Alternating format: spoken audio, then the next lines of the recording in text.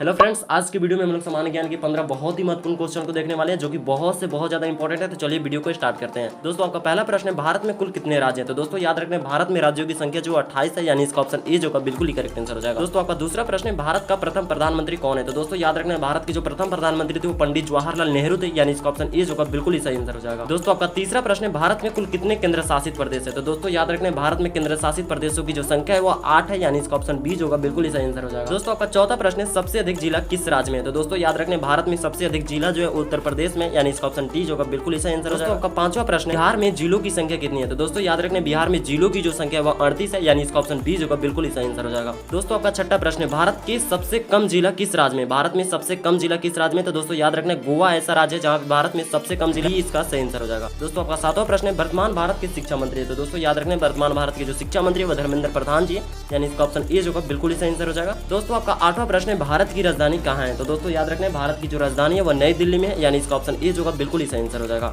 दोस्तों आपका नौवां प्रश्न है, भारत का राष्ट्रीय गान है? तो दोस्तों याद रखना, भारत का राष्ट्रीय गान जो है जन गण मन है, यानी इसका ऑप्शन ए जो का बिल्कुल ही सही आंसर हो जाएगा। दोस्तों आपका 10वां प्रश्न है, भारतीय ध्वज की लंबाई चौड़ाई का अनुपात क्या है? तो दोस्तों याद रखना, भारतीय ध्वज की लंबाई चौड़ाई का जो अनुपात है वह 3:2 है, यानी इसका ऑप्शन ए जो का बिल्कुल ही सही आंसर हो जाएगा। दोस्तों आपका 11 नंबर प्रश्न है, भारतीय ध्वज के चक्र में तिलियों की संख्या कितनी है? दोस्तों आपका ऑप्शन है ए 15, बी 26, सी 24, डी 58। तो दोस्तों याद रखना, भारतीय ध्वज में तिलियों की संख्या जो 24 है, यानी इसका ऑप्शन सी जो का बिल्कुल सही आंसर हो जाएगा। दोस्तों आपका 12 नंबर प्रश्न है, भारत में राष्ट्रीय पर्वों की संख्या कितनी है? तो दोस्तों याद रखना, भारत में राष्ट्रीय पर्वों की संख्या जो है 3 है, यानी इसका ऑप्शन बी जो का बिल्कुल ही सही आंसर हो जाएगा। दोस्तों आपका 13 नंबर प्रश्न है, सबसे प्राचीनतम भाषा कौन सी है? तो दोस्तों याद रखना, भारत की जो सबसे प्राचीनतम भाषा है वह संस्कृत है, यानी इसका ऑप्शन डी जो का बिल्कुल ही सही आंसर हो जाएगा। दोस्तों आपका 14 नंबर प्रश्न है, बिहार की राजधानी कहाँ है? तो दोस्तों याद रखना, बिहार की राजधानी जो है पटना में है, यानी इसका ऑप्शन डी जो का बिल्कुल ही सही आंसर हो जाएगा। दोस्तों आपका 15 नंबर प्रश्न है और इस वीडियो का लास्ट प्रश्न है, भारत में सबसे अधिक वर्षा कहाँ होती है? तो दोस्तों याद रखना, भारत में सबसे अधिक वर्षा जो होती है मासिन राम में होती है, यानी इसका ऑप्शन सी जो का बिल्कुल ही सही आंसर हो जाएगा।